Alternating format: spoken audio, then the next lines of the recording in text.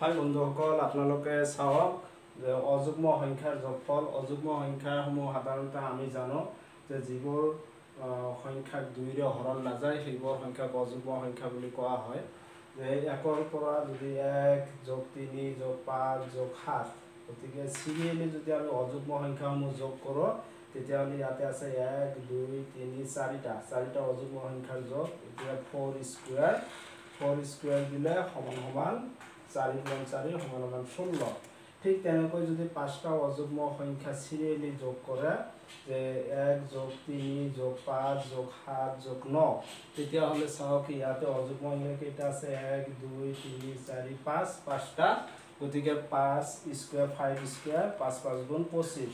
ঠিক তেনেকৈ যদি 1 + 3 + 5 + 7 + 9 + 11, ইয়াতে অযুগ্ম সংখ্যা আছে 1 2 3 4 5 6, 6টা। গতিকে 6 স্কুৱেৰ হ'লে সমান 6 6 গুণ কিমান হ'ব ইয়াতে 36।